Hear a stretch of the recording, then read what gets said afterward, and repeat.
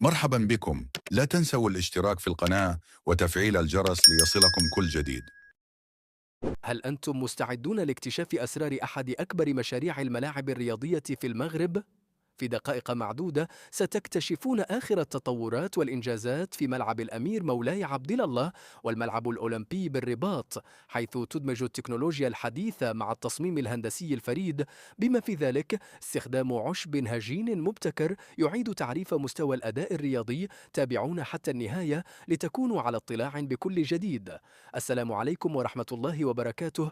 أهلا بكم في هذا الفيديو الشامل، حيث نأخذكم في جولة تفصيلية داخل آخر مستجدات وتطورات مشروع ضخم يجمع بين ملعب الأمير مولاي عبد الله والملعب الأولمبي بالرباط. سنتعرف معا على جوانب المشروع المختلفة، من تفاصيل الميزانية الضخمة والتجهيزات الفنية الحديثة، وصولا إلى تقنية العشب الهجين الثورية التي ستضمن أعلى مستويات الجودة للأرضيات الرياضية. معكم كل ما هو جديد وحصري حتى تاريخ اليوم. الرؤية والأهداف الكبرى. يأتي المشروع ضمن إطار الاستعدادات لاستضافة كأس إفريقيا وكأس العالم 2030، مع تخصيص ميزانية إجمالية تصل إلى 300 مليار سنتيم لإعادة بناء وتحديث المنشآت الرياضية. يهدف المشروع إلى تحقيق معايير عالمية في البنية التحتية الرياضية، مع تعزيز الإمكانات التقنية واللوجستية لتقديم تجربة رياضية متميزة. الملعبان الرئيسيان: ملعب الأمير مولاي عبد الله يتميز بتقنيات حديثة تشمل استخدام عشب هجين مبتكر يجمع بين مزايا العشب الطبيعي والصناعي، مما يضمن ثبات الأرضية وتحملها لكل أنواع المباريات والتحديات. الملعب الأولمبي صمم لاستضافة 25 ألف متفرج وفقا للتصاميم الأصلية، إلا أن التنفيذ العملي يشير إلى توسعة الاستيعاب ليصل إلى 70 ألف متفرج تقريبا، بفضل الأعمال الداخلية المتقدمة. التطورات التفصيلية لكل ملعب واحد: ملعب الأمير مولاي عبد الله أحدث المستجدات والتطويرات. تشهد الأعمال الإنشائية تقدما سريعا في كلا الجانبين الخارجي والداخلي، فقد تم الانتهاء من عمليات الترصيص وتركيب الكراسي في العديد من الأقسام. يتم تنفيذ أعمال التجهيزات الكهربائية والتبليط والصباغة بدقة عالية وتزامن مثالي مع أعمال التجهيزات الداخلية الأخرى. تقنية العشب الهجين: اعتماد ملعب الأمير مولاي عبد الله على نظام العشب الهجين المعروف أيضا باسم العشب الأباغيد، يجمع بين خصائص العشب الطبيعي والصناعي، حيث يتم تنقيحه بعناية فائقة لضمان أعلى جودة وثبات الأرضية في ظل كثافة المباريات. يتوقع أن يوفر هذا النوع من العشب أداء رياضيا استثنائيا مماثلا لأفضل الملاعب الأوروبية، مع مقاومة متطورة للتآكل والتلف. تفاصيل الميزانية والتجهيزات: ضمن الميزانية الشاملة تم تخصيص مبالغ كبيرة تشمل 65 مليار سنتيم لدعم التجهيزات الفنية والإنشائية، مع استثمارات ضخمة في مرافق الدعم مثل مواقف السيارات والممرات والمداخل. الملعب الأولمبي بالرباط أحدث مستجدات الأشغال. يبدأ الملعب الأولمبي بالظهور بمظهره النهائي بفضل سرعة الإنجاز في الأعمال الداخلية، مثل تركيب المقاعد وتثبيت أنظمة التكييف والإضاءة. بالرغم من أن التصميم الأصلي يشير إلى استيعاب 25 ألف متفرج، إلا أن التطورات العملية وفريق العمل تسعيان لتوفير سعة تقريبية تصل إلى 70 ألف متفرج، مما يرفع من مستوى التفاعل والجمهور. التجهيزات الداخلية والخدمات: تكتمل عمليات الترصيص والكهرباء والتبليط والصباغة في آن واحد، مع تركيب الأنظمة المتقدمة، مما يعكس مستوى عالي من التنسيق والعمل الاحترافي.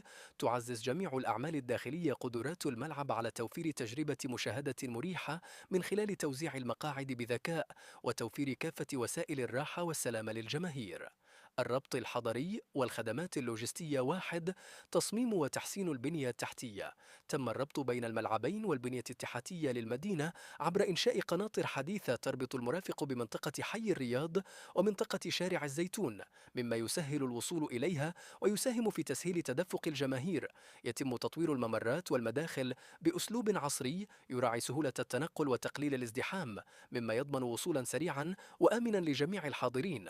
الخدمات المتكاملة والتجهيزات اللوجستية: تمتد الاستثمارات لتشمل تطوير المرافق المحيطة مثل مواقف السيارات تحت الأرض وتحسين الأنظمة الأمنية والإنارة، إلى جانب تجهيزات الراحة والتنسيق مع الجهات المتخصصة.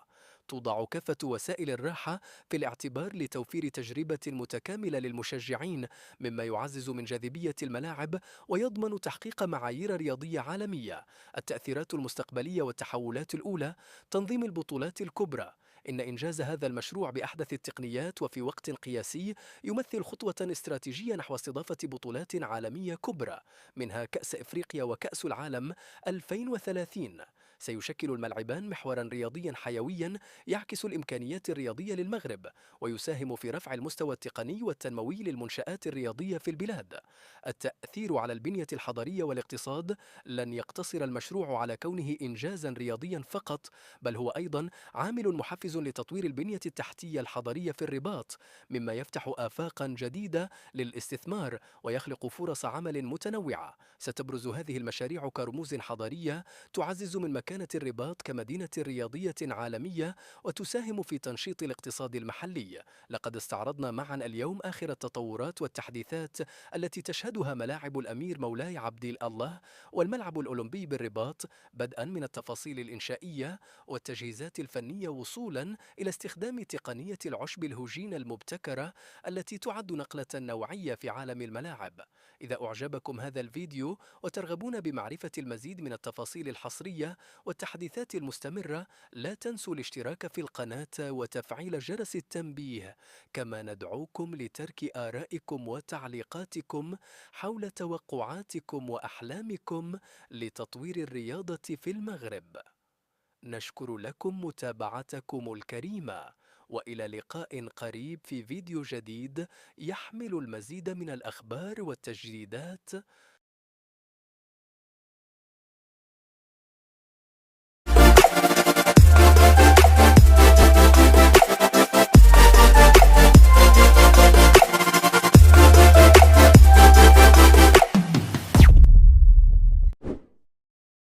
مرحبا بكم، لا تنسوا الاشتراك في القناة وتفعيل الجرس ليصلكم كل جديد.